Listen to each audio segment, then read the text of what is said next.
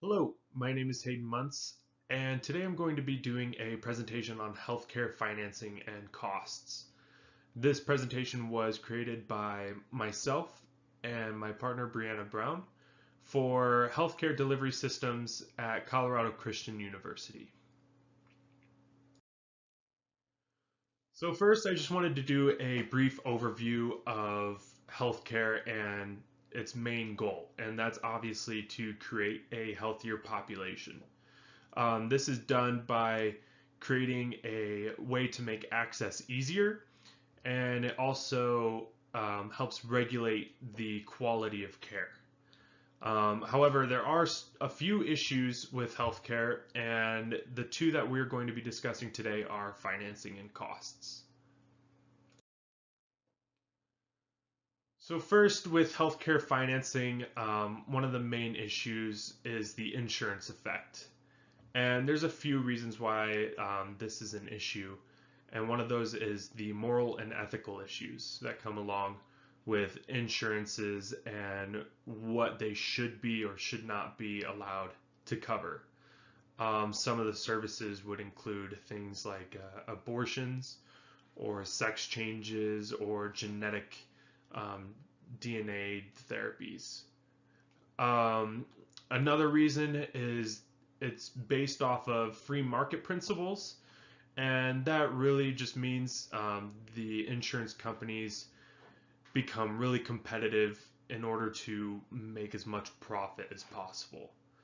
Um, and that leads into kind of their exclusion and inclusion policies, which has been regulated by the Affordable Care Act. But really, these insurance companies want to be able to insure people that are going to make them money. If you are constantly getting sick every other week or breaking your finger or pinky toe every other day, these insurance companies are going to not want to cover you because you will be a financial liability for them. Also, the insurance effect really creates a large amount of pressure on people to get insurance, um, because if you do end up, God forbid, getting into an accident or having medical issues and you are uninsured, you could really suffer severe financial deficits and really be put in a hard place, as well as being underinsured. Being underinsured, you would still suffer these financial hits on your account when you go and try to receive care, and you might be getting bills stacked up that you weren't expecting to have to pay.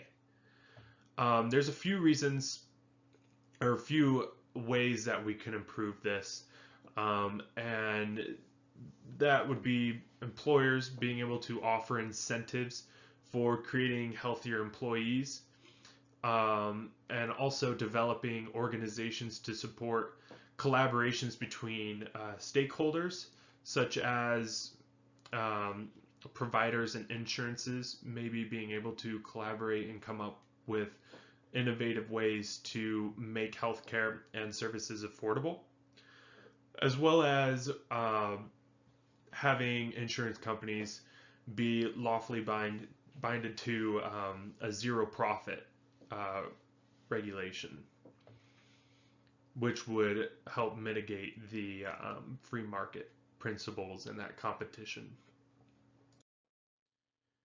Couple of other issues are the aging population and growth of income. And really, these are nature bound issues, things that we can't really affect or help. It creates a kind of a positive cycle effect that is stated by Zellini and Benko. And they state people earn more money and spend more money for healthcare. They stay healthier, keep being more productive, which earns them more money. So it basically creates this roundabout of where people are making more money, and using that money to increase their health or spend it in their health, which is why their wage levels may increase, but it isn't really seen by the workers. The aging population issue really creates a need for long-term care and the increase for long-term care. Um, as obviously as we all grow older and grow more frail, um, the need for us to go to the hospital will be more frequent, and the need for healthcare will rise, which will ultimately drive up prices. So there's a few ways that we can really mitigate these effects, and the biggest way is having care that is focused on the individual. By creating a healthier population and healthier communities and people who prioritize their health, we're going to be able to improve the financial costs by not needing to go and receive healthcare services as much. Um, Also, having individual focused care will mitigate diseases such as uh, using tobacco or alcohol or just poor uh, dietary choices or exercise choices. Having providers focus on the individual to be able to change these behaviors um, on people will really help create a healthier population. Also, outcome-based payment will help mitigate the issue of paying for services that maybe really didn't help, or each and every time that you're going into a clinic or a hospital and receiving this type of care, you're paying for it each and every time. But in an outcome-based payment model, um, that would be able to help mitigate paying each and every time for just a fee for service type deal. And also having a lot of incentives for people, kind of going back to that behavior change and really trying to get people to want to be healthier. Um, and this would be done by providers as well as employers trying to encourage healthier habits and really offering these incentives to keep people healthy. So, in regards to costs, the high-priced prescription drugs really are the main driver behind the rising healthcare costs. According to Greenberg, no progress has been made towards the issue, um, even though in the year 2000, during the election, there was promises made for relief of patients that need these drugs or have a higher treatment needs, um, but no type of relief has been given yet. The Affordable Care Act was able to allow older or more elderly Americans be able to receive these drugs at a lower costs.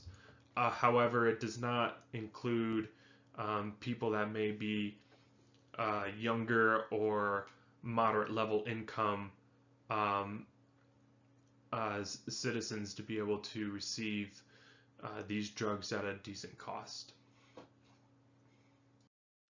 So another issue with prescription drugs is that their clinical value is really not being taken into consideration as far as how um, the providers are prescribing them and how effective they are towards that patient.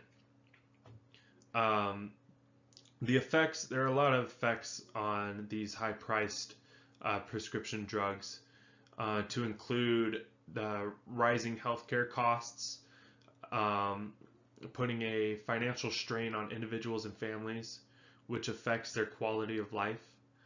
Um, this may lead to individuals stopping their medication, which the mortality rate may increase, and then the public is not able to prevent or treat health issues. And that really creates an issue because people are more willing to um, take a medical risk not taking these drugs rather than uh, risking financial strain or bankruptcy. So there are a few solutions to resolving the issue of high-priced prescriptions, and one of them being transparency. The public really never receives any comparative results of effectiveness between medications, and therefore purchases have no basis for a negotiation based on value. Um, we should be requiring manufacturers to disclose all the information required, or all the information that they have in regards to pricing, contents, and effectiveness um, with the launch of that product. So another solution to high-priced prescription drugs is the competition, or really trying to limit the competition by bringing down the barriers between generic brand um, drugs or brand name prescription drugs. This would really allow people to pay for what they're getting rather than buying a brand name prescription drug. Also, paying for value is really going to be the most effective because people are going to be able to pay for drugs that actually work and are effective, and the manufacturers should really be getting rewarded for producing a quality prescription medication that works, and the manufacturers that are not will eventually fade away as people don't buy from them.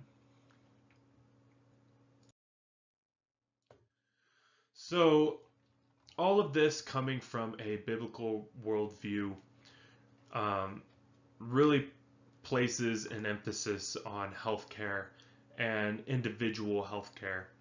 And there is a lot of scripture on uh, pertaining to taking care of ourselves, such as 1 Corinthians 6:19 through 20, which really speaks on our bodies and how we are a temple for Christ, and we should be honoring God with our bodies. Also, as we continue through school and eventually go on to our prospective career fields and jobs, there's a lot of scriptures that talk about helping others and providing care. Really, scripture speaks to how we should be providing hospitality, such as in Romans 12:13, and how we should not be neglecting each other, but drawing near to each other and helping each other. Also, scripture really goes and talks about how we are made, especially in Genesis 1:27. It says that God created us in His own image, and in my favorite verse, Psalm 139, it really speaks on how we were created for a purpose, for a specific purpose, and there is nothing that was hidden from God while we were being created. And even though that we may think that we are born with certain consequences or circumstances, we are still able to and obligated to honor God because He created us. Thank you for watching this presentation, and I really hope that it was valuable and really emphasized on the importance of healthcare and why we should be taking particular interest into some of these issues, such as cost and financing. And I hope that it also goes to show the importance and particular prioritization that we should be having on our own health and the reasons why we should be taking care of ourselves and making those better choices, because it does have a long-term effect on both our individual lives and the healthcare. Thanks again, and have a good rest of your night.